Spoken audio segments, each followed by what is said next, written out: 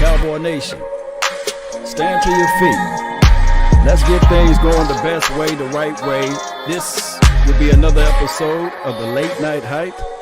We don't have DJ Skywalker still. No, we got another field though. We're going to get this thing the best way possible. We got the unbelievable special guest for the night, Anthony Wright. Let's go. What's up with you, big dog? It's good to see you again, man. I'm glad you blessed us with your time. How's everything going over there? Everything is going well, man. Can't complain. You know, trying to deal with everything that's happening, but it's going as good as it can go right now. Right. It's a lot of tension going on right now.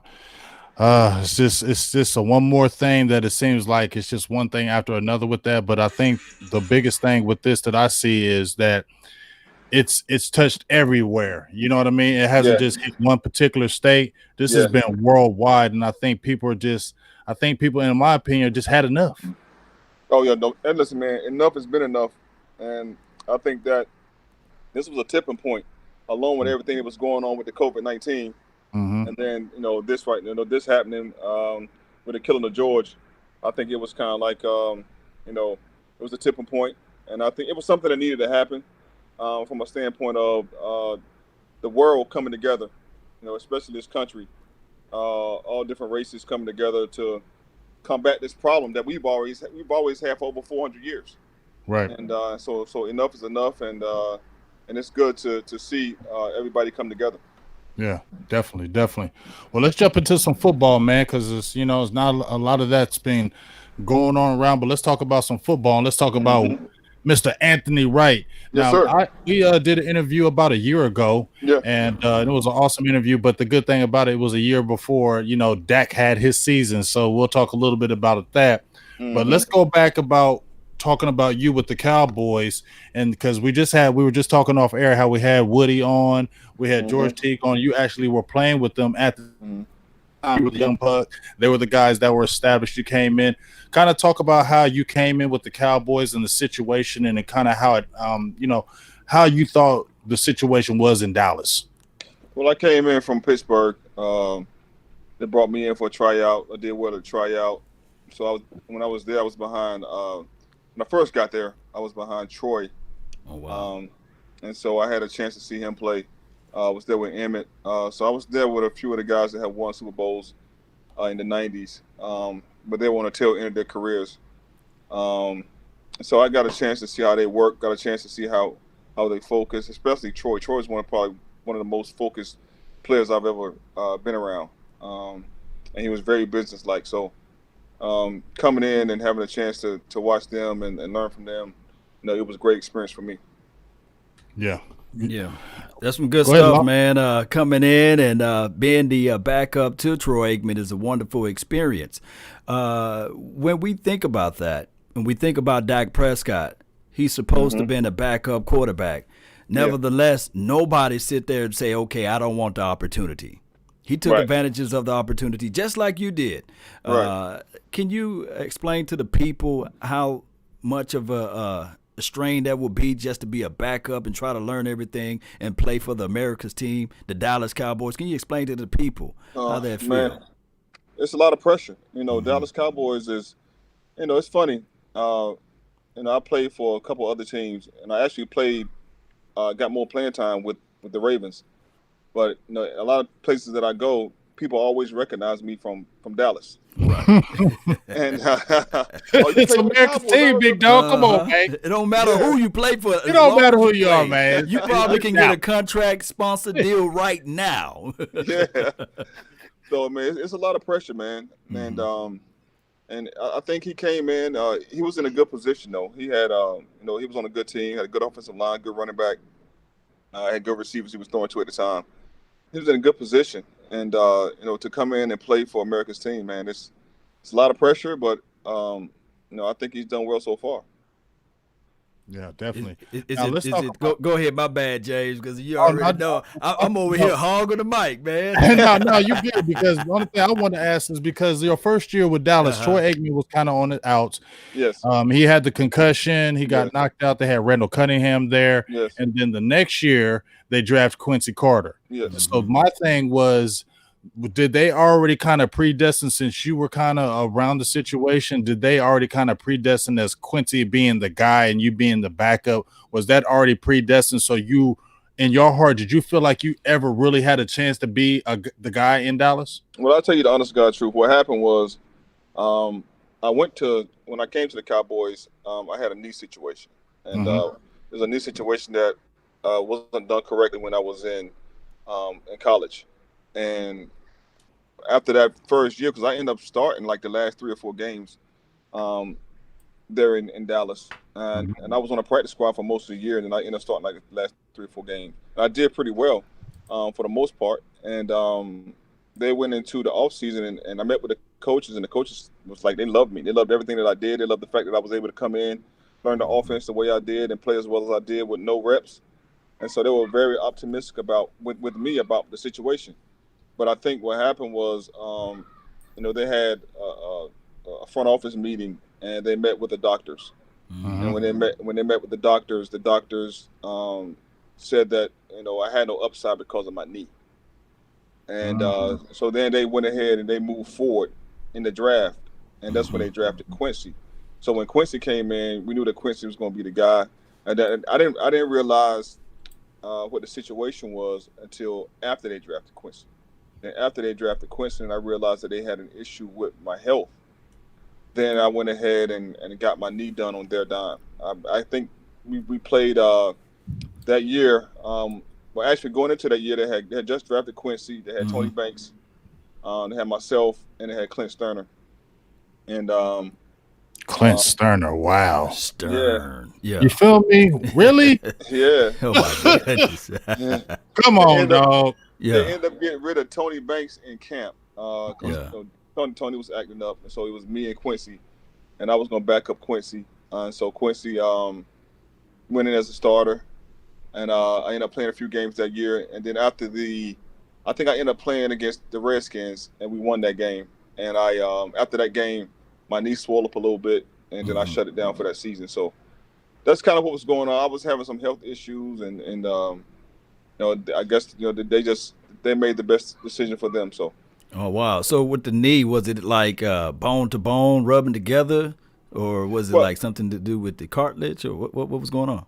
Well, when in college, we was playing against Tennessee, and I ended up tearing my ACL, MCL, meniscus, and 2 hamstring tendons. Ooh!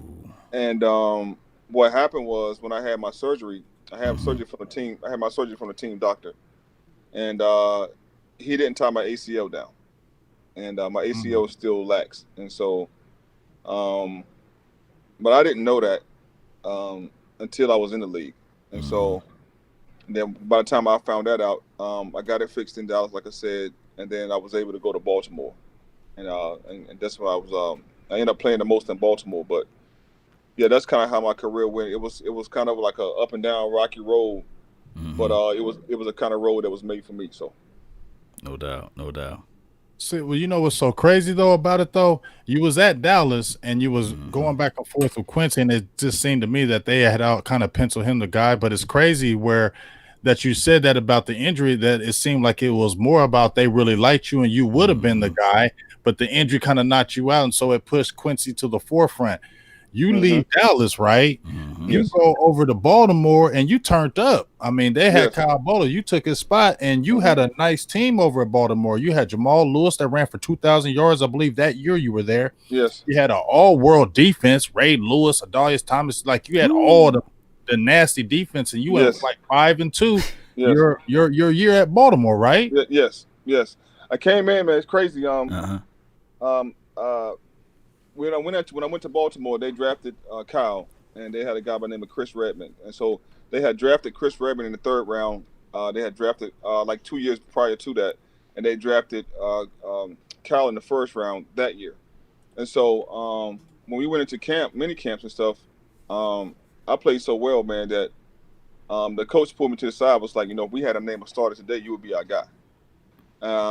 But he was like, with the situation being the way it is and the business being the way the business is, you're probably not going to get a fair shake. Because they had Chris Redmond, and they had, who was a 3rd round draft pick, and they had Kyle, who was a 1st round draft pick. So he was going to basically let them battle it out. And I was going to basically be be a third string guy. Mm-hmm. So, but you know, the thing that I respect about that is that they actually told me. Like he sat me down. He told me the situation. He was straight up with me. And he was like, "Listen, this is the situation." I didn't like to hear that, but at the same time, I respected it because it let me know where I was. Versus when I was in Dallas, when I was going through that whole situation, nobody really talked to me and told me anything. It was kind of like I was just hearing it on the fly, or I was just watching it. We was playing when I was in Dallas. We were playing Oakland, and I was playing. And after the game, I found out that Jerry actually had Ryan Leaf at the game. So, wow. Yeah. So I'm like, so he has Ryan at the game. So that was one of the reasons why I went ahead and got my knee done too against that Redskin game, because he was already courting other players. And so it's like, well, if he's going to be courting him, then I'm going to go ahead and get my knee fixed. So I see where this is headed. And but like I said, but back to Baltimore, they were straight up with me. They told me what the deal was. And so going into that season, all the way up to about the 7th game of the season, we were about little under 500, and the team we were doing a lot of heavy running game with Jamal, right? And Cal gets hurt. We playing in St. Louis, and Cal gets hurt, and then Chris goes in, and Chris stinks up the second half, and I think we end up losing. And the defensive guys went up to the front office and asked the coaches in the front office to let me be the starter instead of Chris. Really? Wow. Yes. And that's how I became the starter. That's how you came to starter. That's how I became the starter. Especially if you practicing and you going up against that good defense. Man. Yes. Who was the defensive coordinator at that time? Rex Ryan. Was Mike Nolan or any of those people? Nolan. Mike Nolan. It was Mike Nolan. I'll see, and we got Mike Nolan on the squad. We got Mike Nolan on the like James about to say now. So facing against that particular defense, and I know it's a different type of era, different type of scheme and schematics. How is Mike Nolan's defense? Can you shed some light on it? Because you had to go up against those boys. Man, I'm gonna tell you something, man. Mike had one of the most sophisticated defenses I've ever seen. And he had like a lot of we used to call it a UFO, which means like he would have guys coming from all over the place. Guys would be walking around, and the next thing you know, a strong safety is blitzing, and a defensive end is dropping out playing the Mike linebacker position. And so he was really tricky. He was really he studied the game a lot. He was really on top of what he had to do. Defensively, and he caused a lot of problems, man. I saw him blow up Ben Roethlisberger a lot of times.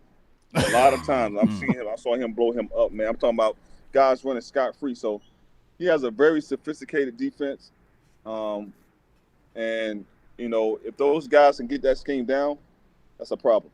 Yes, indeed. That's what we like to see. Do me a favor, sit back just a little bit so we can see your face. Oh yeah, we got all chest action, man. You be pumping that weight right now. We know you got big and diesel, but we need to see your face. And he was giving the nation the chest. I can't see myself. This screen. But yeah, okay. Yeah. Hey. With that being said, we got a guy named Jalen Smith on our team. And if I'm not mistaken, was Ray Lewis on the team at the time, right? Yeah, yes. So with Mike Nolan, is he kind of like rubbing his hands together with the Jalen Smith and also with the LVEs of the world? Do we have anybody of the caliber that you had on that particular roster? I think so. Really, man, the X factor for that defense really was Adelius Thomas. Oh yeah, he was nasty. Yeah, because he could do so much. And then you had Ed Reed, his range was so incredible that he can get from side to side. So I think the Cowboys, with the personnel that you guys have, I think you guys have a chance, especially with Mike at the defensive coordinator. You have a chance to be one of the top defenses in the league. Because I'm telling you something, with Mike, you're getting one of the best. You're getting one of the best by far. You're getting one of the best by far. So, it's a matter of if the guys can pick up on his scheme. So let me ask you this. You're saying it's his scheme. Is it a complicated type scheme? Is it a lot of nuances in that scheme, or is it kind of a react, go ahead and make plays? No, it's a complicated scheme. It's a complicated scheme.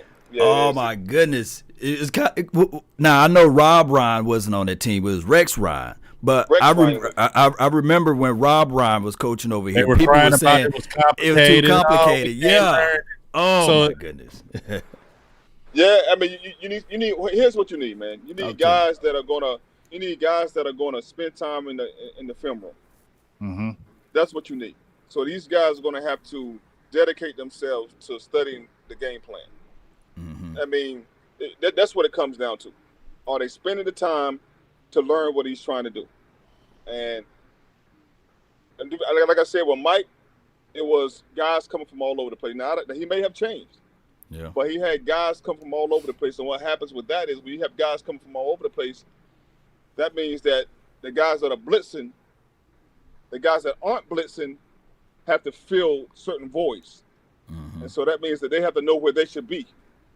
And if one of those guys gets screwed up and gets lost and where he should be, it'll create huge voids in the defense. So it's important those guys know exactly what they need to do and where they need to be. And if they know where they need to be, then the scheme won't be so hard. So that comes with studying. They have to study. Yeah. And you know what? That's what a lot of people have been talking about. They were even saying that last year, A-Dub, how, guys were in the wrong spots, taking the wrong angles, just not being in the wrong spots, and how it threw off the whole defense. You know what I'm saying? Yes. But let me ask you this, because you was a QB, and we're going to talk about Dak Prescott. Like I said, me and you had the conversation before the year started about Dak. So we saw the full year, almost threw for 5,000 yards. He got John Kitna as his coach. Quarterback's coach. He's not that now. What are your thoughts about Dak Prescott? Do you think he's the franchise guy? And do you think he's to keep on holding out for what he wants to get as far as paid? Wow. Talk to me. I personally, honestly, man, speak it. Go ahead. Get it off your chest. Yeah. Yesterday we had T go there because a lot of other former Cowboy players, like Dak needs to hold out, get his money. We heard George T give us another angle, didn't we, Law? Yeah. Where he was like, well, I don't know. You asking for 40. I don't know about all that. Yeah, just go ahead and do 35 or try to maybe play on the franchise tag 1 year. But he said he thought Dak was the franchise, but, he said, hey, be a little bit diplomatic with the money. We want to hear your thoughts. It don't matter what you think. Say what you feel. And you already gave us a nugget earlier, and I'm going to bring it up after you make your statement. Yeah. Mm-hmm. I don't think that, I want to put him in the top guys in the league. Okay. I think he's solid. Mm-hmm. I think he's been fortunate. He's had a good running back. He's had a good offensive line, even though they've been hurt here and there, but has a strong offensive line. If he's in a position to get his money, he needs to get it, right? Because it's business, and so he has to protect himself. So when it comes to his money, I want him to get everything he can get. Mm-hmm. I want him to get everything he can get. But as far as my opinion on just him being that top guy, like one of the top guys in the league, in my personal opinion, I wouldn't put him I wouldn't put him past Russell Wilson. I wouldn't put him past Aaron Rodgers. I wouldn't put him past Tom Brady. I wouldn't put him past. If Cam what about Newton Deshaun Watson? What about Deshaun Watson? Yeah. No. Okay. No, I want to put him past Deshaun Watson. Is he a top 10 quarterback in your eyes? Huh? Is he a top 10 quarterback in your eyes? Yeah. I'll put him he's still in the top 10. Yeah. Yeah, I'll put him in the top 10. Where would you rank him? Where would you rank him? Probably middleweight of pack. Okay. Probably somewhere between 7, 8, 9. I mean, that's fair. I mean, if you look at a lot of the people in the publications, that's fair because just the top people we all know he ain't buried no damn Aaron Rodgers, no Tom Brady, no Drew Brees. I mean, come on. If you're not seeing that, or Russell Wilson, if you're not seeing that, you're blind, in my opinion. But I definitely feel like he's a top 10 guy, in my opinion. And I think he's a franchise guy for the Cowboys because if you look at what they've been having and what they have right now, and I also say, and I want to ask your opinion on it, they got Mike McCarthy now. We see what Mike McCarthy has done with quarterbacks and offenses and things of that nature. And my thing is said this, and I want to ask your opinion, Anthony. I said if he's done this good with Jason Garrett, if you throw in a Mike McCarthy, how much better of a player can he be? Yeah, coaching do matter, though. Can you agree or disagree? I totally agree. I mean, coaching is huge. Yeah. You get a guy who understands concepts, who understands how to call plays, and puts him in good positions to be successful. It's definitely going to help him a lot. I mean, he's played well. Like I said, he's a top 10 guy in the league for sure. I mean, you got you a Super Bowl ring, right? Yes. See, you got you a Super Bowl ring. What happened? Well, what was it? The coaching? Did they put people around that particular team to get that particular quarterback to get there, or was it just the outlook of the collective team? It was Coach Coughlin, man. It was Coach Coughlin. Coach Coughlin was a disciplinarian, right? And everybody knew their job. Everybody knew what they were supposed to do, and we got hot at the right time. And that's how we won it. We gained confidence because we ended up playing New England last game of the season and almost beat them. Right. And that gave us confidence going into the playoffs. And so we took that confidence and we took that discipline and we were able to be successful. And that's one of the things I say about Coach Coughlin. Going into New York, you heard all these stories about Coach Coughlin being this hard-nosed guy, difficult to get along with. But it wasn't necessarily the situation. Coach Coughlin was a great guy to get along with. He just wanted you to follow the rules. If he wanted you to be 5 minutes early, which is 5 minutes earlier than 5 minutes earlier, because you're on time, you're late. 5 minutes early. He wanted 5 minutes earlier than the 5 minutes. So that's 10 minutes early.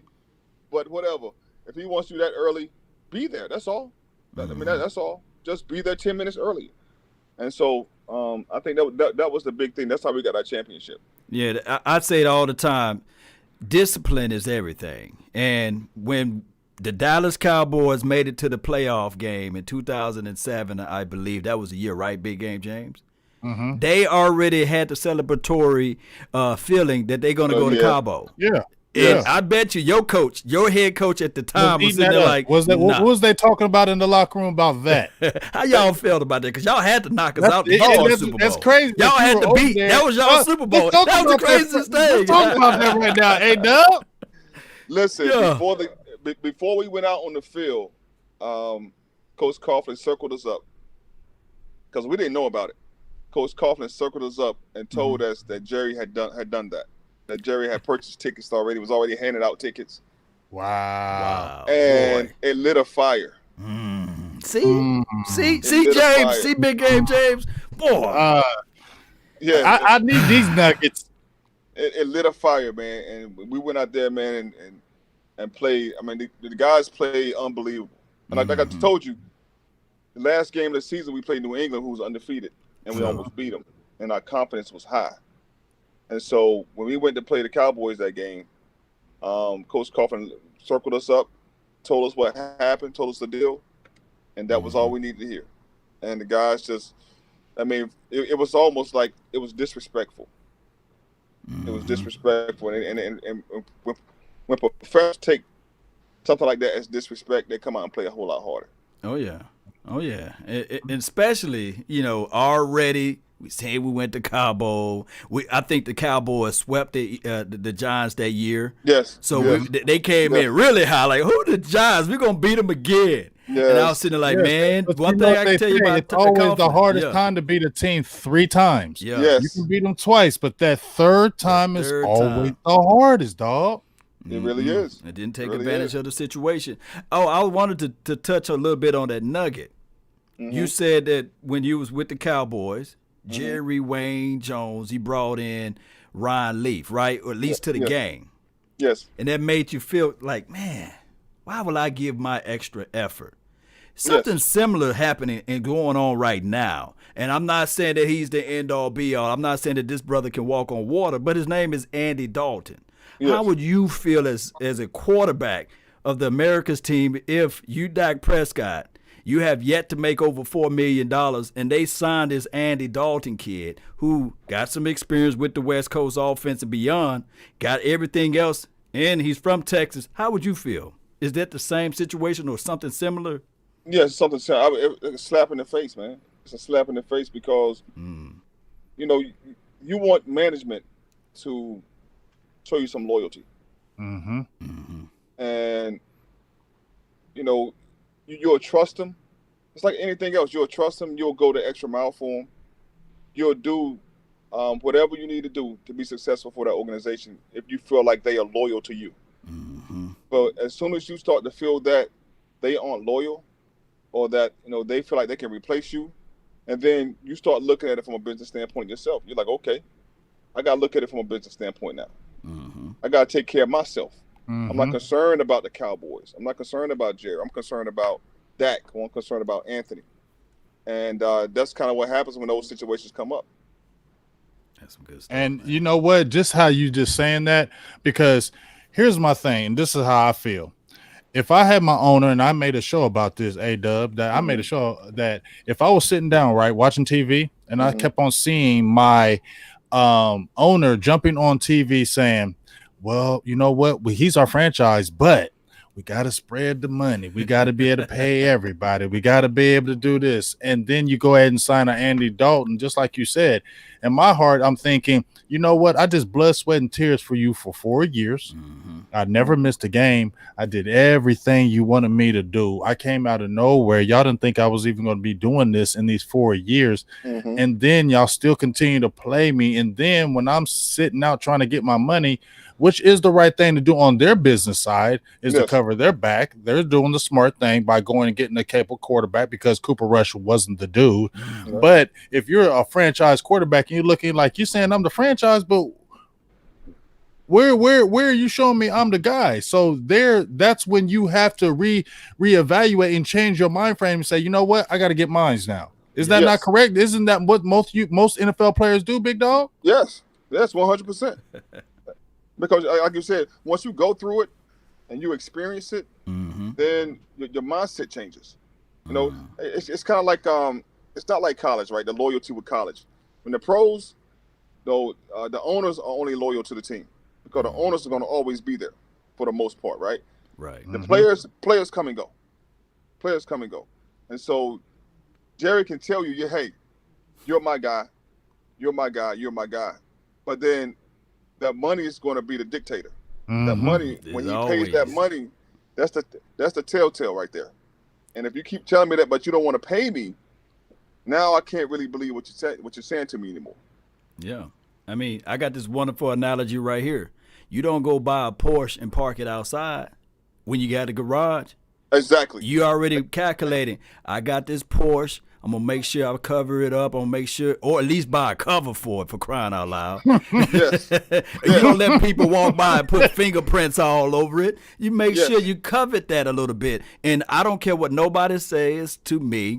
Dak Prescott at this point is not the face of the franchise. At least they are not treating him like that Porsche or like that new car. They letting that thing sit outside, letting the media rip him apart, letting his fan base have all of the craziest, nefarious thing that they would say about Rain Dakota Prescott. And although he's doing everything, never been suspended, never missed a game like my dog Big Game James just said, never had none of this stuff. And all he does is show up on Sunday, and you leave him outside in the rain and allow people to put their fingerprints all over him? Come on now. The writing is on the wall. Yeah, that's tough. That's tough. Because and that's why, go ahead. I'm sorry. And that's go ahead. That's why it's hard for me to, and when you ask me about him being paid, it's like, you know, I want him to get as much money as he can get. True. Mm-hmm. I want him to get his because I understand the business and I understand how it works. Now, whether I feel like if he's good enough to get that money, it doesn't matter. I want you to get everything that you get because the market. You know what I was looking at the other day? Mm-hmm. I think it was on Instagram. It's the top 10 highest paid athletes. in the world, all sports. And so I'm reading the list. I think like Roger Federer was first, something like that. So I'm reading, and I get down and I see Kirk Cousins. Wow. Number 9. Wow. And then I see number 10. Carson Wentz, number 10. And I'm looking at this, and I had to reread it. I had to go back to the top and make sure I didn't read it wrong. I was like, wait a minute. All athletes. So, Kirk Cousins, the number his 9. agent is a beast. A beast. He's 1-4 against Dak Prescott, collectively speaking. And Carson Wentz, he never won a playoff game. They got rid of the only quarterback to ever win them the Super Bowl. I'm talking about the Philadelphia Eagles, right? Mm-hmm. Yes. So I know a lot of people would put their trust and love in Carson, but Dak Prescott, from where he was drafted and from what he did for the organization, come on now. Come on, Jerry. Yeah, Dak should get paid. Dak should get paid. And you know, the thing is, it's funny to me, A-Dub, is that how they always play this little game in the media, and then y'all always end up paying them. It's almost like, why are you playing the game? Because you said you weren't setting any records with a DeMarcus Lawrence. You said you weren't setting the bar with Ezekiel Elliott. You said you weren't doing with Zach Martin. You said you weren't doing with all these guys, and you end up paying all of them.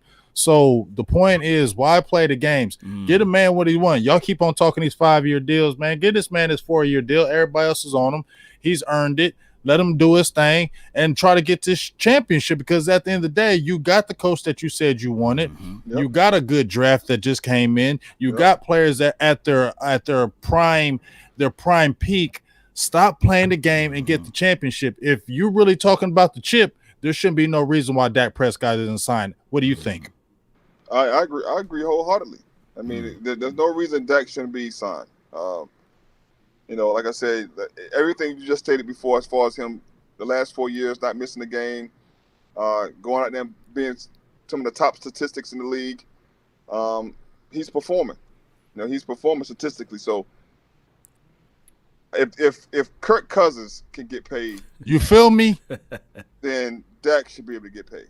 Right. Kirk Cousins ain't won jack poo, and he is eating. You got 2 straight. And here's the thing, even with the Redskins, the GM said, you are not our guy. Yeah. That's why he didn't sign that. He said he told him, you're not our guy.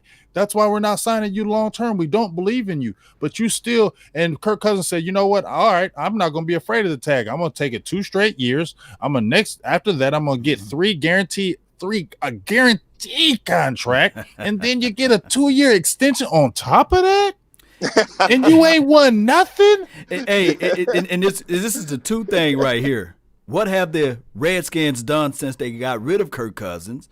On top of that, think about this. I don't think that Dak Prescott got the longitude and the latitude to do what a Kirk Cousins did with that franchise tag, because here's why. The Dallas Cowboys are more marketable and more talked about than the Redskins when he did that for the Redskins, for Kirk Cousins, whatever he did over there, you see. And on top of that, if I'm Dak, and this is just me, I'm not telling him what to do, of course.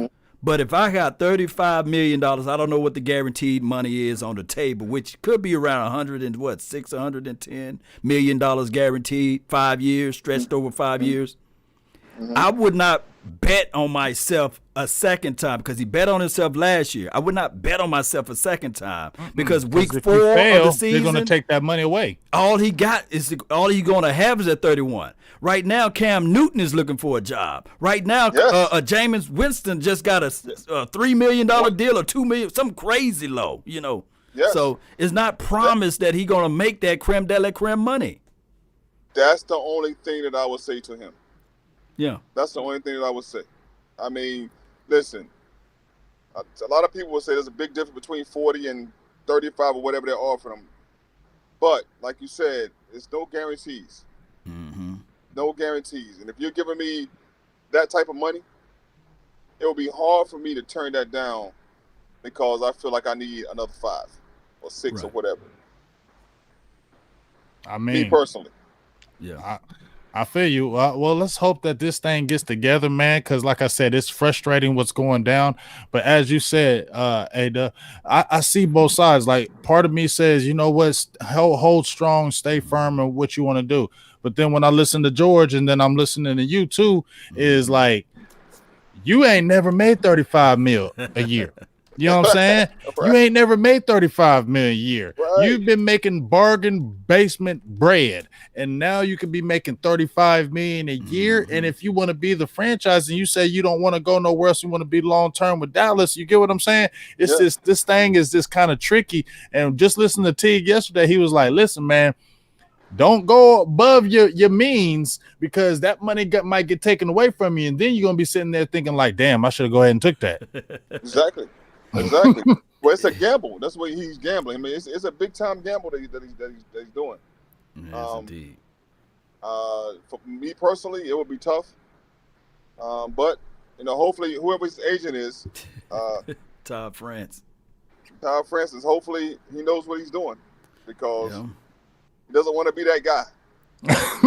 You don't want to be that agent, right? You don't want to be that agent. No, you do not. He's like, you mean to tell me, what's that dude? Was it Coach? Was not Judge Joe Brown? Me used to call it crackhead move. What was that dude?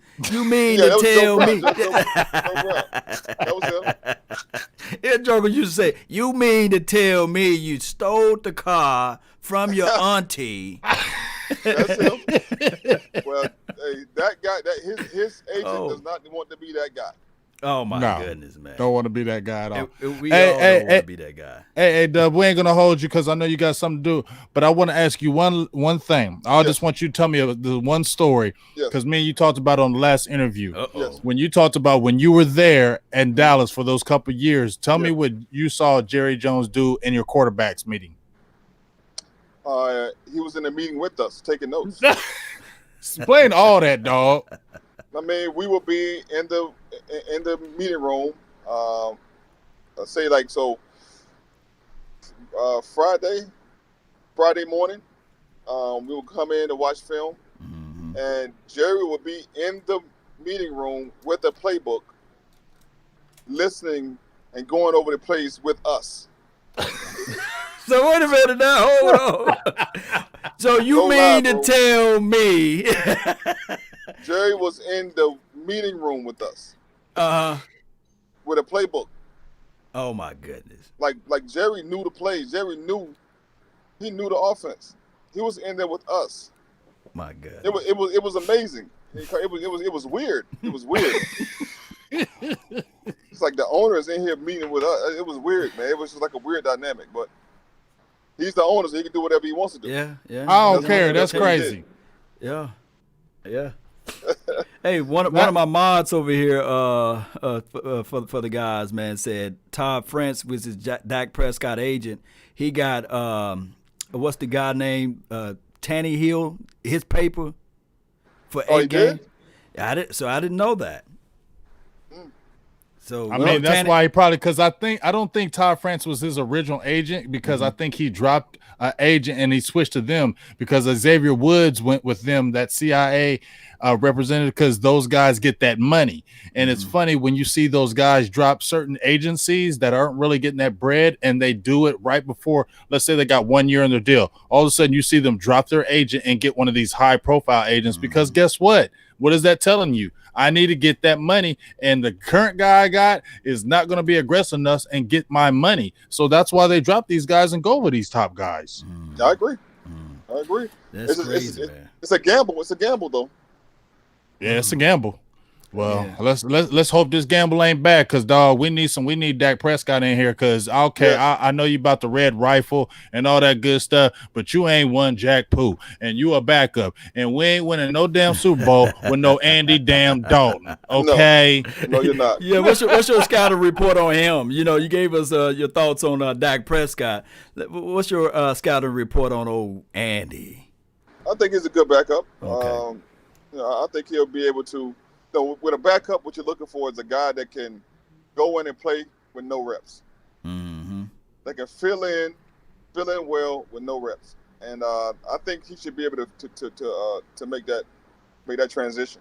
I mean, he was playing for the Bengals, so Not like he was playing for a legit team or a legit franchise, but at the same time, he's a veteran. He's played a lot of games. He started a lot of games, so he should be able to go in when need be and finish off games. Most certainly, man. I ain't gonna hold you long, man. James, what else you got for? Oh, I just want to tell you, hey man, I appreciate you. We kind of did it on the fly. I know you had some stuff to do, but I definitely appreciate you once again jumping on here, big dog. Thank you, guys. We're going to be doing some stuff during the year with a lot of the other Cowboys that have come on, probably some analysts. And what I was talking about was we had George Teague was talking about doing some stuff. And what I was wanting to throw out there to you, Anthony, since you was a quarterback, when we do maybe some film study during the the week on a game, maybe you can jump in and we do an all 22 and you break down what the quarterback sees, so you can show the viewers, because you played the game at a high level. Yes, we want to be able to see from the quarterback's eyes, be able to break down what they see. So if you're able to come back during the season and throw that in for us, that'd be awesome, man. It'd be my pleasure, man. Yes, indeed, okay, man. Yes, all right, now y'all all heard it, right? This is recorded. Yeah, I'm good. I'm good. Count me in, man. Okay. Hey, man, we appreciate you, big dog, and thank you for your time, man. And we're going to talk to you soon, big dog. You guys have a good one. Hey, man, stay safe. You too. Salute. Yes, indeed, man. Good stuff, man. Good stuff from him, man. Good stuff. So, Big Game James, how you feel about the interview, man? And I love A-Dub, and like I said, he keeps it real funky.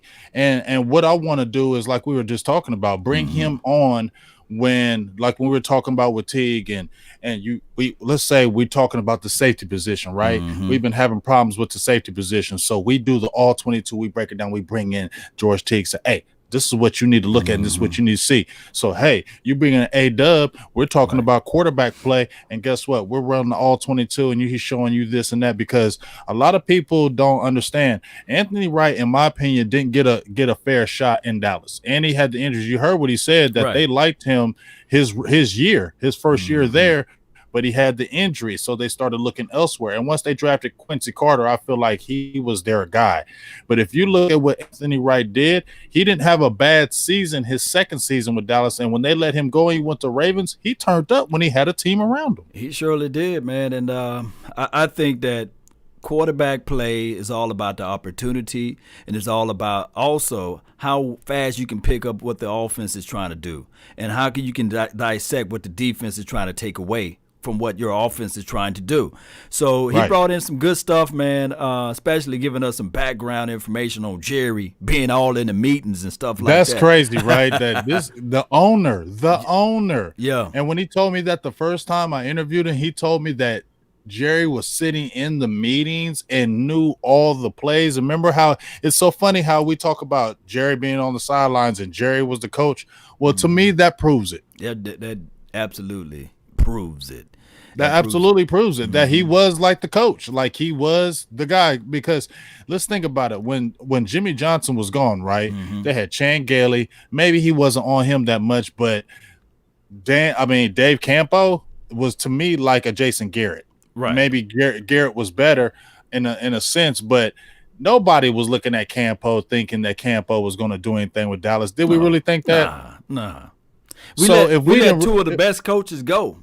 You feel me? So if we feel that way, Law, right? What do you think Jerry Wayne Jones thinks, as you said? Yeah. If we thought that, he probably had no confidence in him, so that's why he was probably sitting his butt in there in the quarterback meetings, because he's thinking, I don't really believe in you, Campo, so I'm going to babysit the way he probably did with Jason Garrett. Yeah. It seems to me that he backs off a little bit when he had Parcells, and now I think he'll back off now because he has a guy who's been there and done that. But whenever Jerry gets a coach that he feels that ain't been there and done that, he's going to have his handprints all in that. Yes, indeed. He's going to have his hands all in it. And we missed out on a lot of opportunities.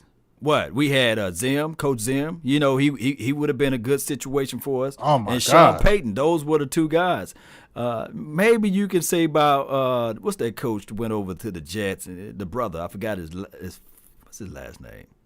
He was on his roster for a cup of coffee, and then he became the head coach for the Jets or what have you. But we had some Tony Bowles. Yeah, Coach Bowles. So I mean, we had some people. I don't want to say the other guy from Miami. We went to Miami. He didn't really pan out that well. Was it Spagnola? Spagnola. Yeah, maybe rest in peace.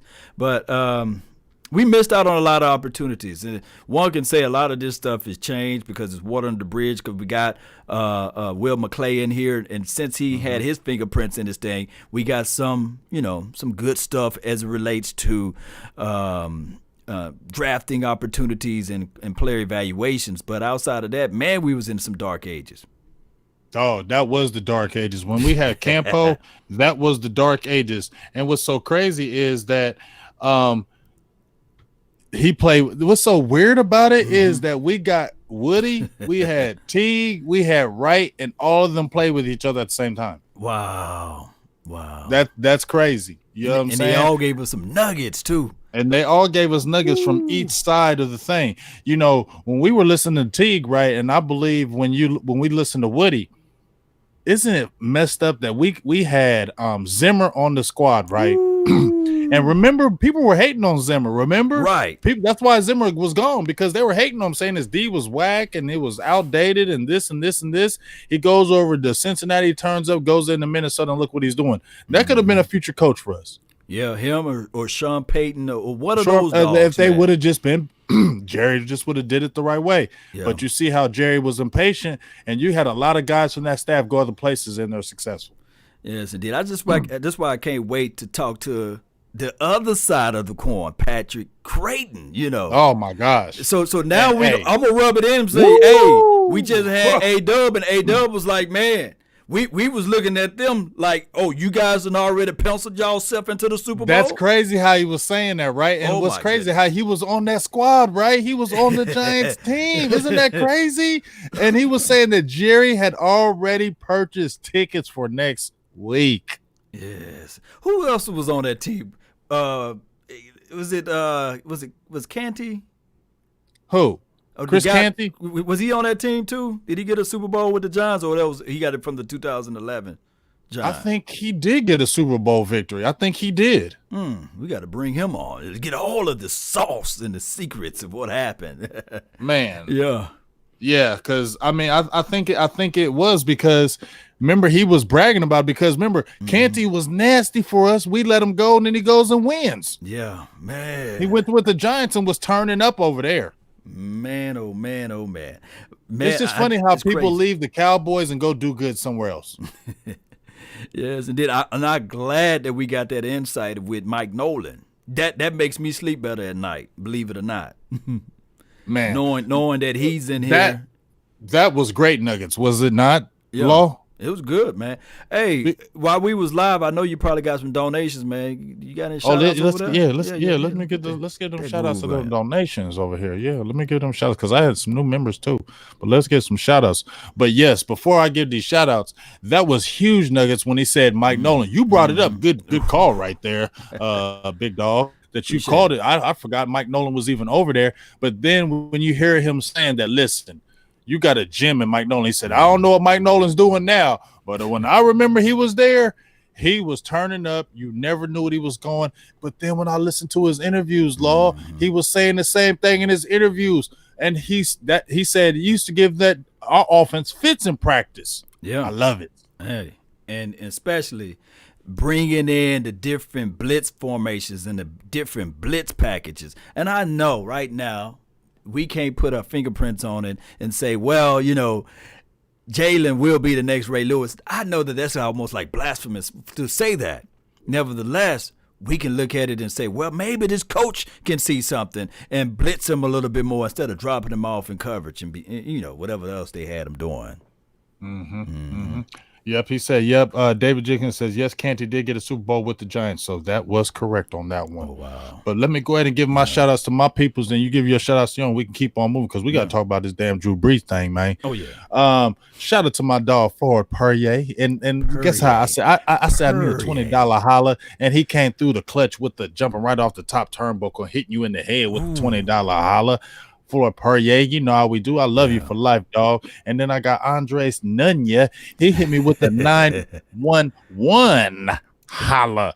So we appreciate you as well. And also we had some upgrades on. Remember, TX Bread, Texas Bread 83 is a Supreme member now, and also my dog the Ninja, he moved up to the Supreme status as well. Hey, let's keep getting them donations popping, man, because guess what? If there's camp, me and Law gonna be there, and y'all gotta help me get there. Yes, indeed. And I like to just give a shout out to my dog, man, Skywalker Steel. He's not here, but his presence is here, you know. His presence is still here, man. So y'all salute to him, man. His channel, we live on his channel. Unfortunately, he had to do some things with his family. You know, we always put family before everything. Family's always first. You know, so family first, but we all family here, Cowboy Nation. We all bleed silver and blue. Now, if you cut us, you know, we gonna bleed silver and blue, but we gonna fight. We gonna throw them hands too now. We're gonna throw them hands. We're gonna throw them hands like, dog, you cut me. You see that blue coming out, but watch these fisticuffs. But shout out to June Bug, man. Really appreciate you for making the donation to help elevate the nation. Stuart Morrison, Landon, man, all of you guys are like sponsors to this show because you keep helping this thing grow with your love and support and adulations, and also Sports Guru. And he put 95 on his last name on this thing. Man, I like love that. it, man. Sports Guru Sports 95. Guru, we're good with you. Appreciate you, man. So shout out to all of the mods, Miss Jackie, J Farm D. I can't wait to see you out there in the Star in Frisco because you know we're going to be there. If they allow the, I guess, the fans to go there. Let me know. Let me know, Jay, if they're going to allow the fans to at least tiptoe, or at least see from a distance. Please, Jay, you know? give us the inside intel. You got it all. Yeah, and salute to Vaughn from Shreveport, fam. Uh-oh. Yeah. That's my dog over there. I said, uh-oh. Yeah. Vaughn don't play around. Hey, Boothang, can I get my drink? Bossier City, baby. Shout out to Bossier City, too, man. And y'all don't forget to put he over there in Boozy Land? No, I don't think he's from Bossier City. I just know that in the area over there. Yeah, so, man, what else you took away from good old A-Dub? Man, I just took away that, you know what, he's a guy that is supremely confident. You know, he was a guy that I felt like he really felt like he maybe not got his just due in the league. I think injuries kind of hurt him, but I don't think he felt like he really got his just due because, as I said before, when he had his opportunity, I mean, he did some good things in the league, and I don't think he really got the opportunity in Dallas. I think it was predestined when Jerry Jones, like he said, I like having, that's why we like bringing the intel. You feel me? Law, that's why we like bringing the intel because, see, we would have never known about him having a knee injury. No. He was saying that how he did good this year, and they were looking at him being the guy next year. But they found out he had a bad knee, and they were like, we don't think you have any upside, so Quincy Carter gets drafted. We never would have known that. You get what I'm saying? Yeah. Just like the Romo story. That's what I love is because we're hearing stories that we didn't even know, and now you see why Quincy Carter was drafted. Wow. And just to write it on the wall with Ryan Leaf. Man, he's saying he was playing at the Raiders game, and Jerry was recruiting Ryan Leaf. I mean, good grief. That's crazy. And at the time, people don't understand this. Ryan Leaf was absolutely not just trash, but you ever took out the trash and you see that juice? You see that juice at the bottom of the trash that somehow left in the circumference of the trash can? That was Ryan Leaf at the time. And for them to bring him in, it was like, come on, man.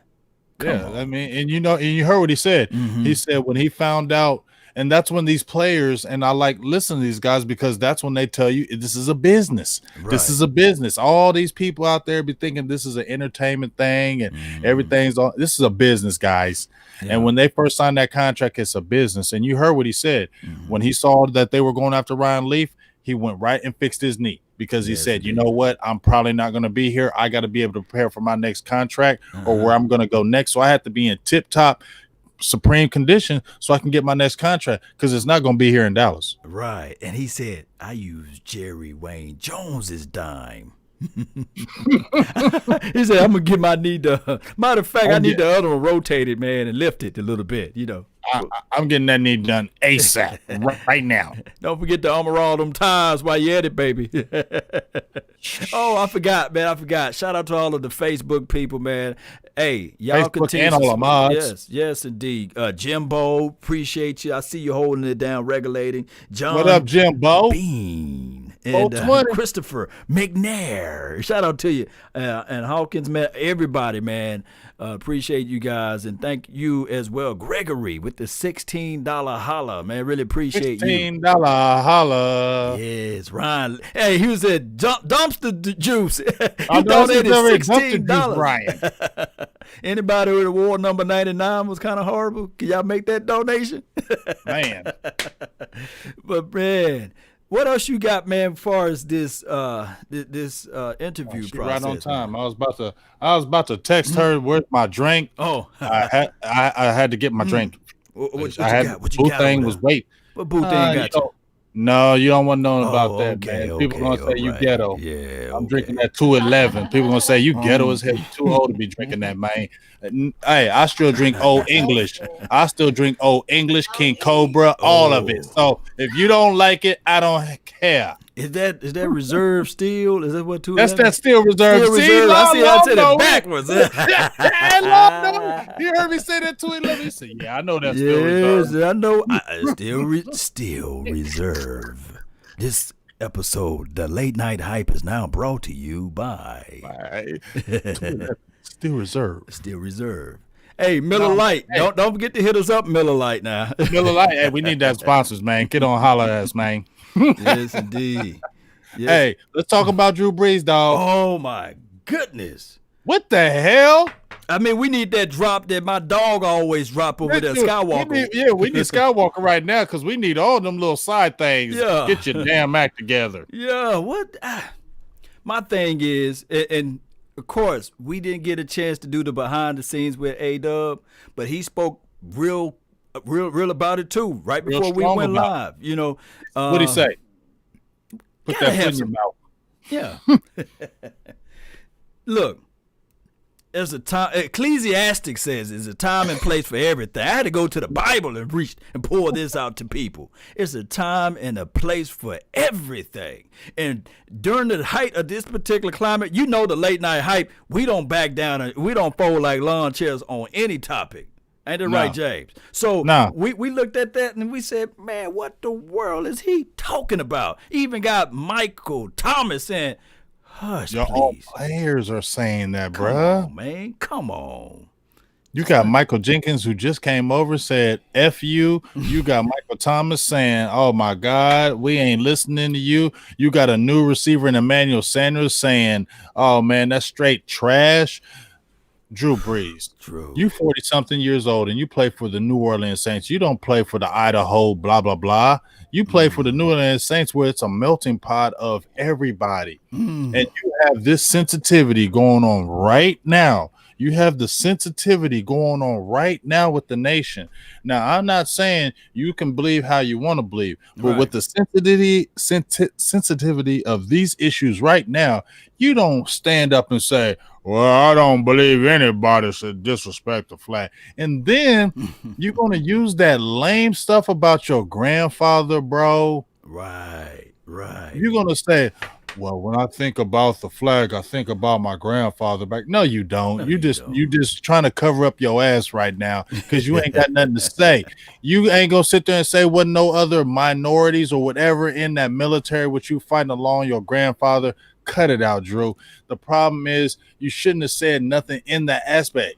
Don't do that right now. Not right now. The climate, man. Just understand. The climate, bro. Things like that right now, man. Man, he should have been PC'd all the way up. He should have been like, you know what? Right now, I'm just trying to take it one day at a time, making sure my wife is okay, making sure the kids are going to school, getting everything ready. We just went through a crazy epidemic going on right now, pandemic going on right now. So I'm just gonna just sit back. We would talk about this another day. I appreciate your time. I thank you guys for reaching out to me. Who that? Whatever they say at the end, I mean, that would have been, you wouldn't have had any problems with that at all if you were to saying that. Right. But you're going to go out there and say that, and especially like you're one of the elder statesmen in the league. Yeah. So a lot of people are looking to you, and when you see when he said that, how many people on Twitter players were like, "Oh, come on, Drew, not Drew." Everybody was loving Drew, but now when you hear that, we're thinking, "Come on, bro! Like you're." Let's be honest. half of the NFL is minorities right. or black. Right. Okay.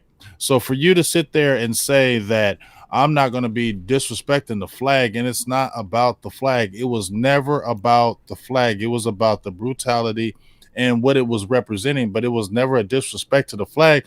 And I hate when people say that. It's just a cop-out and excuse, Law, because my whole family is military, dog. Mine too. My whole family. Yeah. My father was military. My mother was military. My sister was military. My brother's military. My son was military.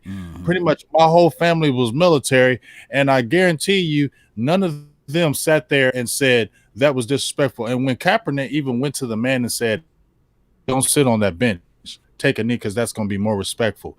And he still does that in a peaceful manner. And then you're going to have the nerve to say that's disrespectful. That makes no damn sense, bro. Right. And you shouldn't be that far behind when it's 2020. Yeah. Yeah, especially being the leader in the face of your particular franchise. Got everybody in the bind now, and we already know that's the party city. People talk about partying everywhere else, but man, when you go down to New Orleans, you party. And 9 times out of 10, it's multitudes of people that don't look like each other down there having not a good time, a great time. Come on. That's a melting pot. That's a melting pot, man. Yeah. So you got to be a lot more sensitive, especially when you're the face of a franchise. So, and we had a little tweet about you want to talk about that tweet? You want to talk about that tweet? Man, go ahead. Open it up, man. Kick it down. I'll open it up. Yeah, okay. So we had a gentleman. I ain't going to say the name. Yeah. But he comes on our Twitter. He tells us, well, you know what? I like y'all, but I ain't listening to y'all no more. I'm not following y'all. I'm not listening to y'all. I heard Drew Brees, and I'm a New Orleans Saints fan now because he is respecting the military and our veterans, and so I'm going to go ahead and stand with him. What? What? You sound, excuse my language, you sound dumb as hell. Yeah, he does, man. You sound dumb as hell. You're going to say that you were a loyal Cowboys fan, which that's a damn lie. And then all of a sudden you're going to change from being a lifelong Cowboys fan, and you're not going to listen to our show any longer because Drew Brees said this and about veterans. You sound stupid as hell, bruh. Please. I'm glad you're gone. Yes, indeed. And people got to understand, taking the knee is nothing to do with the flag. It's nothing to do with the flag. And peacefully, as a lot of people will say, peacefully protesting is part of the, I guess, the constitutional right to do a peaceful protest. And to think about it, just think about it, collectively speaking, from what Colin Kaepernick did all of those things for is what we're talking about now in this today's climate. Nevertheless, I do understand that those convinced against their will is of the same opinion still. It's crazy, James. It is. Dog, like I said, it doesn't make any sense because people are going off, right? Oh, we don't want the violence. We don't want the looting. We don't want the rioting. We don't want that, right? But when you have a man who all he said was, you know what? I am standing against the brutality of what the flag is standing for. I don't hate the flag, but everything what it's standing for is not right. So I'm going to take a knee until things change. And when I see things changing, I'm more happily than stand. What is disrespectful in with him saying that and doing that? Okay. Yeah. Y'all hate on that, right? Because he's being peaceful. But then you hate on it when people are going tearing up stuff. And it ain't just black folks tearing up shit. Yeah, you're right, man. Okay. It ain't black folks just tearing up shit. It's a whole bunch of everybody. Now, I'm going to tell everybody right now, we're all about football. And we do football all day. But these are reality right now, folks, and we can't get away from it. So if you don't want to hear these tough conversations, then you probably shouldn't be in the feed. We're not going to be about this every feed, but this is what's going on right now. This is what's going on right now. This is what's going on right now. And that's just the reality of life, Protests are designed to go against the grain. Protests are designed to speak louder than the things that's going on. For example, when they threw all of that tea in the Boston River, in the Boston Ocean, whatever it was, when they threw the Boston Tea Party, when they had the party over there, it was uncommon. And they didn't have Instagram and Facebook during that time frame. Don't you know that they were sitting there waiting like, these brothers haven't came up with our checks yet. Where our money at? So they had to send something over there. It took probably 3 months to 4 months. Hey, man, where my money at? Man, the money is in the ocean now. We protested. We tired of paying all of this hot stuff. And if you're going to come over here, we're going to fight. We're going to roll up our sleeves and we're going to fight. And that's how the United States got here in so many other small terms. But what I'm trying to say is sometimes you got to go against the grain to make things happen. And this whole thing with the COVID, the pandemic that's going on, and also with his, George Floyd, may he rest in peace, and also with his family, may they, condolences out to them. We are seeking change. That's all that people that look like you and I are seeking. You know what I'm saying? Change. That's all. I mean, and here's the thing, and I made a video about it, Law. Right. And, I don't want to take up the time about it, but it's reality. Like, sure. I was brutalized by police. I got a scar under my eye, got stitches. I actually pulled them out myself. They said don't do it, but I'm a hardhead. I just pulled the stitches out myself. Right. But I got jumped by 4 police, and I was not in the wrong. I took them. I was going to take it to court, Law. Like, I had a case. I had a star witness, and this was back before cell phones and everything kind of blew up, and so I needed that star witness. Right. The police actually intimidated my witness. From not basically testifying because they were going to be in a lot of hot trouble. The attorney that I had got to go against them was one of the top guys in my state. Was one of the top attorneys. He seen my case and was like, "Oh yeah, I'm definitely taking this because you got a case." You get what I'm saying? So we were going to go to trial for everything. I went to my friend and said, "Hey, what's going on?" And she said, "I can't do it." The police came at me, and I can't tell the rest because just a lot of complications with that. But basically, she said, "I can't do it." Police came to me and said, some things, and I'm just not going to do it. So I had to eat the case, end up taking it, going down, getting put on probation for something I didn't do. Because some cops basically got overly aggressive with me. I never fought them back. I put my hands up. I never went against them, and yet they still did what they did to me. You know what I'm saying? So I know firsthand when I hear about police brutality. I've been profiled.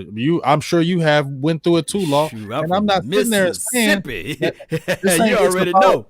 Yeah, my thing is like this ain't just about black folks. Right. A lot of other people have dealt with this. It's about the police brutality. I mean, absolute power corrupts absolutely, and I think that there need to be some type of reform. And we already know that not everybody is bad, just like not everybody is good. I think that the amazing story today was Dak Prescott. And by him going over every line by line of how this is creates anxieties or trying to overcome a viewpoint of the way he looks and the way he got to walk around as it relates to him being just a human being, not given the same liberties and opportunities that everybody else receive, but also got to stay up and keep it up and narrow and keep everything in front of him. I think that what Dak Prescott did today was very noble in a sense, meaning that he looked at both sides of the situation and said, okay, let me just provide extra funds so that they can go through sensitivity training, so that they can go through the proper executions as relates to training so that we wouldn't be identified or profiled. I think that he did a very noble thing. I think that was a great thing, and he still got beat up for it.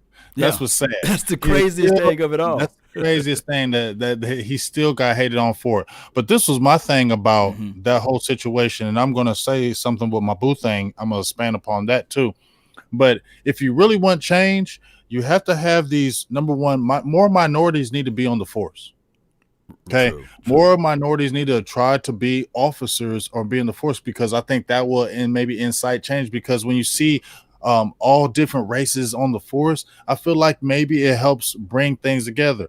And also, like you said, reforms, got to be programs, and you have to go into these neighborhoods. These officers, these police have to go in these neighborhoods, good or bad neighborhoods, and build relationships with the people. Okay, you have to build relationship with the people, because if people are looking at the police in a negative light, and the police are not going to the neighborhoods and trying to build up a relationship, there is never going to be a connection with that, and it's always going to be a hate. You get what I'm saying? Yeah. So people, I think it needs to be more proactive with the officers, because they have to step out and say, guess what? We're like you. We're just like you, and we love that. They have to show more of the love so people can be more responsive to it. And then when I heard my boo thing saying, it's some few bad apples. Yeah. I was listening to Chris Rock, and I don't know if you've seen it on the Twitter, where he was saying, how people say, and I'm not getting on my boo about this, but when people say, well, there's a few bad apples in the bunch of police officers. He said, you don't say that about airliners, do you? You don't say that about pilots. Well, there's a few bad apples this bad apple crashed a plane and he killed 300 people. That's a bad apple. Yeah. It's almost like an excuse on the force, like, oh, it's a few bad. You can't have a few bad apples as a police officer. Yeah, I mean, you can't have them. And I think that you got to figure out a way that everybody, I love this saying, each one teach one. I think that their contemporaries, if they can figure out a way to help each other out, meaning that if you're super aggressive, look, I just got to put this out here. This is just common sense, big game, James. You got people that can go all the way to Africa, to the Serengeti, you know what I'm saying, and capture a wild lion. Capture an elephant, capture a gorilla without killing them. And, I always say to myself, as dangerous as those animals are, they say a hippo is dangerous out there. You can bite you in half. If you think I'm lying, watch that movie. And I know it's a superstitious movie, but watch Jumanji. A hippo can eat you alive, bruh. Yeah, it can, and them teeth hurt. Them teeth hurt, but they can go to the Serengeti and capture those animals without killing them. How come you can't rest Tyrone without killing them?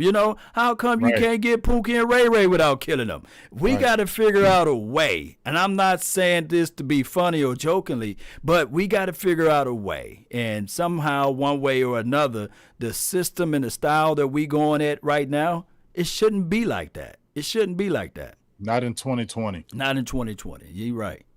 We've come too far with everything that's going on to go take steps backwards. You get what I'm saying? It's just, that's the thing. We cannot continue to take steps backwards. So hopefully everything rectifies from this. And I just hope that self-awareness, I think that's the biggest thing with everybody, is self-awareness, because I'll be the first to tell you, all police are not bad. Oh, no. Number one, I have my uncle. I have two of my uncles that are on the force. Okay.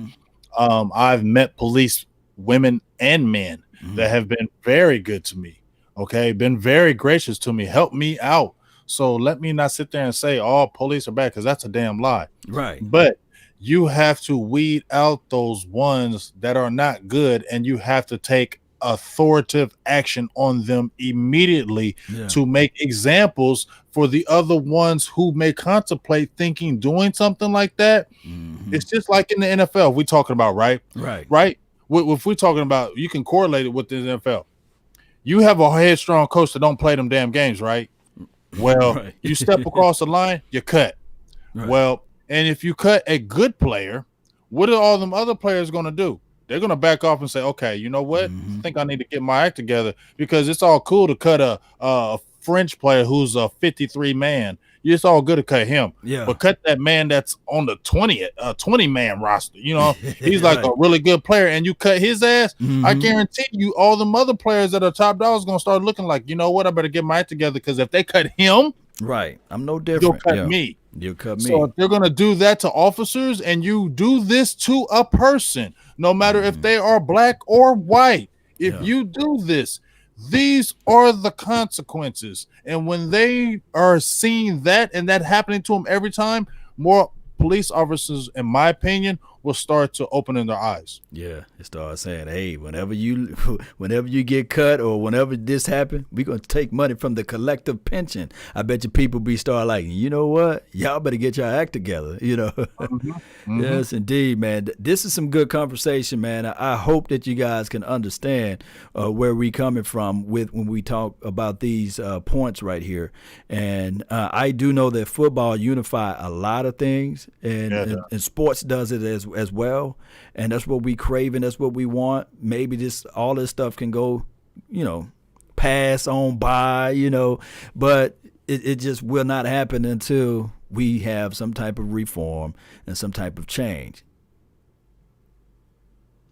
There it is. And if you don't do it, I mean, like I said, there's no excuse for it now. Right. We're in a society where it's a melting pot. There shouldn't be racism, even though I don't think it's ever going to change in that aspect. There's always going to be racism, in my opinion, because there's just always going to be ignorant people. Just the way it is. Right. There's just always going to be ignorant people. I don't give a hell what you say. There's always going to be ignorant people. So I feel like there's always going to be racism, but we can still become more educated and be smart about this, man. It's just like, this shouldn't be happening no more, Law. That's just shouldn't be happening right, no more. Man. You speaking real good stuff, fam. You are. Yes, indeed, man. Any other thoughts on your mind with this? Because I'm pretty not much, to me, man. I'm ready for Cedric Wilson tomorrow. Oh yeah, man. And then we would have my dog back over here, man, holding it down with the ones and twos, man. All the ones and twos. Hey, y'all don't understand how much we miss our DJ. Skywalker, You feel me? Because that's what. Hey ho, KMT with the $5.99. That's okay, KMT. You as a college student, so you be donating. So I give you all the love, and that jersey's coming. I already got you set up, big dog. So come on, man, and make sure you take that picture of that jersey when you get it, so we have a good ass time with that. You feel me? But no, I'm just excited about tomorrow. We finally have offense, an active offensive player, and we can see what Cedric Wilson is talking about, what he thinks about McCarthy, the offense. And I'm excited about that. And then we have, what's her name? Is it Dana? Danny? Man, I ain't gonna try to murder it. D. You just want what we gonna call it? Just D. We'll just say D. D. Sunday. Is gonna be here tomorrow, Sunday, right? Yeah. She's Sunday. Yeah, she's Sunday. Okay, she worked with Brian Broaddus. She does a lot of stuff with DallasCowboy.com network, and she's going to be on Sunday. And I'm waiting for Patrick Creighton. I talked to my homie. I inboxed him, and so I'm just waiting for his response. But I'm thinking we could get Creighton for next Tuesday, next Tuesday late night hype. That would be a beautiful thing, and we can suck all the juice up out of him. Yeah, we're gonna squeeze, man. We're gonna squeeze him for all of the information. Grape juice out of him. You grab him, I hold him. David Jackson says Danny Sirac. That's all. Danny Sirac. Yeah, Carlos Molina. Thank you, Danny Sirac. She'll be on here Sunday, y'all. Yes, indeed. Shout out to Landon, man. He just made the donation to help elevate this thing. He says just go through got through watching a little YouTube video from E2 channel. E2 Blue. He's been in the feed. What's up with you? Salutes to you, E2 Blue. That's my dog. That's my dog. He gave a shout out to both of us. That's what he said over here, Landon. So appreciate E2 Blue, man. Y'all check him out, man. Follow his content. Follow his page. Look, Cowboys family, this is the greatest thing about it. We all may not look alike, right? We might not sound alike, but baby, like I said earlier, we all bleed that silver and blue, and we're going to continue to give you guys what you need as it relates to this information for the nation from our objective thoughts, our opinions, and nothing is written down. Nothing is scripted in a sense. It's just us. This is how you will talk to us out there in the streets, or the streets, as they say, And the right big name, James. Definitely that. And I hear a lot of people say, I don't know anything about Danny, so I like hearing that. So I hear a lot of people giving her a lot of love. So that ought to be exciting. I love having the ladies on here because we want to have more lady viewers, man. You know what I'm saying? Ladies know some sports nowadays. They've been on it. So definitely can't wait to get her on there. talk to PC, talk to Cedric Wilson. We got some more other people in the fold that we're working on right now as we speak that you're really going to love. I know, Law, you got a couple people that you mentioned that you're talking about. We don't want to throw the names out there, but boy, if we told you these names, you'd be like, what? Yeah, that's right. We on it. We working on it. So just get ready, man. This is what we do, right, Law? We bring the late night hype, the real shit. Excuse the language. We bring the real shit. You listen to everybody that's on the feed as far as our guests. They say it's real over here. It's real. And they always want to let people know that, hey, this channel right here, we bring the heat, the yoga flame. Yoga fire. Yes, indeed, man. All right, Cowboy Nation and everybody, man, the late night hype crew, we will rejoin tomorrow. James, you got anything else you're working on, fam? Oh, no, just make sure this is what I want y'all to pay attention to. One plug I'm going to do, two plugs I'm going to do. One, I'm going to get back to my writing. I'm going to get back to writing my articles. I was writing articles for the Dallas Prospect, my dog DDP. He just hit me up today and said, hey, man, you want to start writing some articles for me again? Hell yeah, because I need to do that. So check out the writings. I'll be starting writing my articles again. And also announcement that I'm thinking about jumping back in the high school realm, as far as doing production like this with high school athletes, football and basketball. I coached high school, a lot of the athletes. I know a lot of the athletes out here. So I'm thinking about really getting back into that high school game, with the basketball and football and just kind of really getting these guys in college. Right. Getting these guys in school, getting these kids in school, exposure for these guys. Hey, Mel Hayes. All right, had Patrick Walker, but we can bring him again. Oh, yeah, bring good Pat on. I need to talk to him. I can bring Pat again. I done had him on here twice. I can bring him again. Jane Slater, we can holler at her. We definitely can. I mean, I don't think she's going to be off limits to us now. We definitely got to get Brian Broadus. Ain't that right, Law? Yeah, bring the Broadus in, because y'all know he bring the fire too, man. And just bring in some raw, uncut stuff as well. Katie Drummond. Look, y'all don't know. We got so many people that we're going to be messing with. Woo! Yes, indeed. So, Cowboy Nation, man, hit up the late night hype, man. When we live, join those notifications. Subscribe to my channel. Subscribe to Skywalker Steel channel with the new feel. And Big Game James, Silver and Blue Nation. Man, everything else remained the same. Boy, let's go, Cowboy Nation. And remember. Let's go, baby. We'll see y'all tomorrow, man. And y'all better be in there dicking. Ooh, I said deep and thick.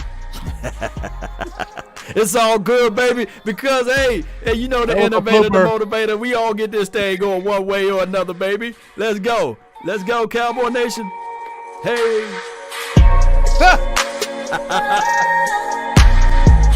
My dog, Big Game James, baby. He gonna put it down for the ladies over there. There you go.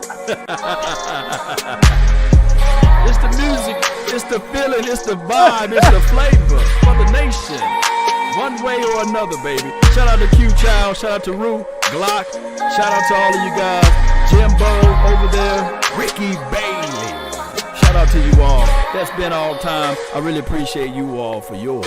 And remember, you're listening to absolutely nothing but the best. Let's go.